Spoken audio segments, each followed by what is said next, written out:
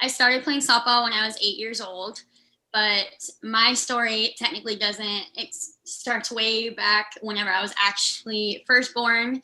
And I found softball, number one, because I really needed an outlet. I really needed something that would make me feel alive and really confident. And that's because I was born with a severe unilateral cleft lip and palate. And essentially what that means is I was born with a hole in my face. This led me down a journey of like 23 surgeries by the time I was 17 years old. And while I was having all of those surgeries done, softball was my number one, like my best friend, my lover, whatever. She was my gal.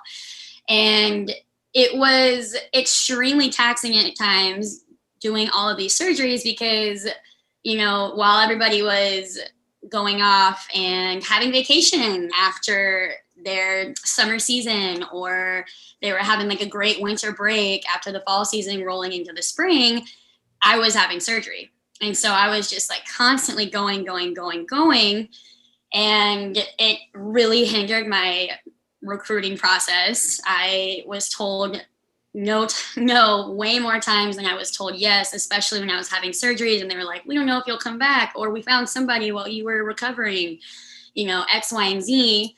I was offered by one school, one offer the entire time I was going through the recruiting process. So I had my very final surgery when I was 17, my 23rd. And that was a year after I committed to University of Texas at San Antonio. So that is a D1 in Conference USA.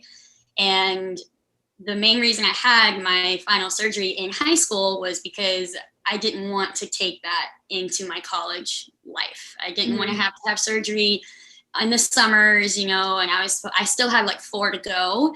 And I was like, no, we're doing them all at one time. I'm done. I want to just like close this chapter of my life, put it on the shelf, read about it sometimes, probably never, and then just like move on with my life. I didn't want to be a patient anymore, was essentially in a nutshell what happened, which is ironic considering that I got to UTSA in the fall of 2014. Loving it. I mean, the independence of college made me thrive. Also made me like weirdly sad, but that's just like, I feel like a learning curve for everybody when they get to college. I weirdly liked the 5 a.m. workouts. I was like on my way to working for a starting spot. And then all of that just like kind of came crashing down on me whenever I survived an acute ischemic stroke 2 months into my freshman year. So an acute ischemic stroke, basically what that means is that I had a lack of oxygen to a certain portion of my brain for X amount of time. I did have a mini stroke 2 days prior to that, but nobody ever thought that an 18-year-old was having a mini stroke at practice. Of course not to mention my grandfather had just died the day before. So it was just kind of like all of these things leading up to a really traumatic event. I was in the hospital for like 5 to 6 days, couldn't read, couldn't write, couldn't talk. But as a miracle, my body was physically fine, minus just my brain having a giant bruise on it. I was just overly exhausted, like having to nap a lot. Couldn't get my heart rate up too high because I would have a crazy headache. Other than that, physically wonderful. Like he like made a joke saying I could go run a marathon when I left the hospital. But student comes before athlete when you're in college, and always. So then it was a matter of, can I get back into school? Went through speech therapy, was working on just spelling the word cat, being able to put words in a sentence and have them make sense and be in the right area, all that stuff. And that was just extremely overwhelming. I felt like I was a toddler in an 18-year-old's body, and refused to go back home with my parents. They were not happy with that. But to me, it was like, I'd already done all this work from my cleft. Like I had already done all this work, like to have this new life in San Antonio, because I'm like 3 hours away in Houston where I grew up. I was like, I didn't want to just let go of that. I wanted my version of normal to unfold.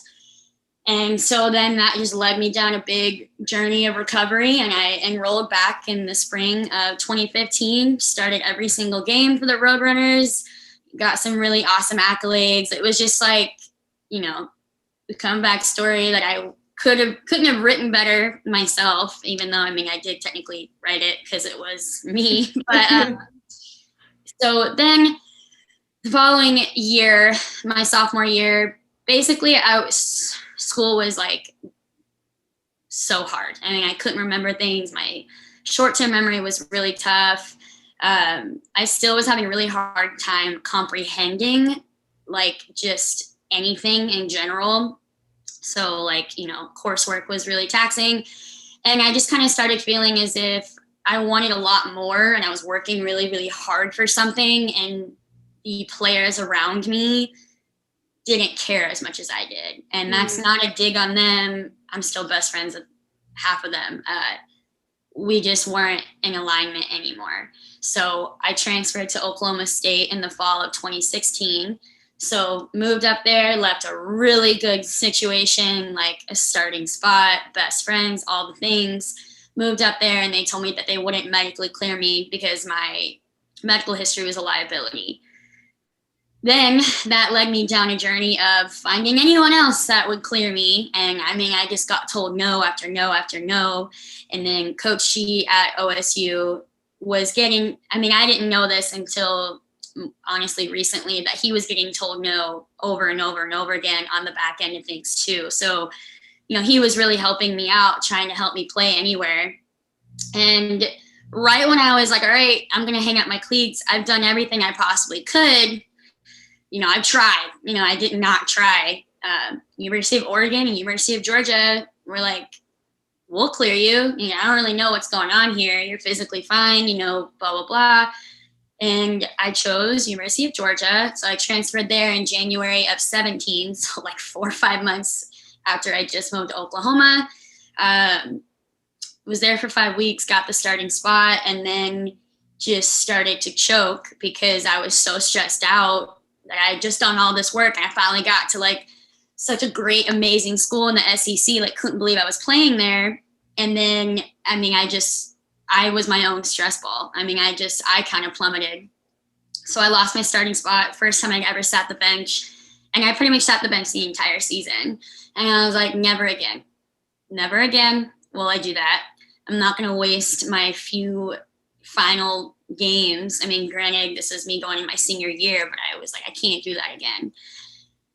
Ended up being a starter for Georgia, like every game for my senior year. You know, it was just like super incredible. I had a really cool ESPN article written about me, which I still can't believe that is reality. Like, I get to say that.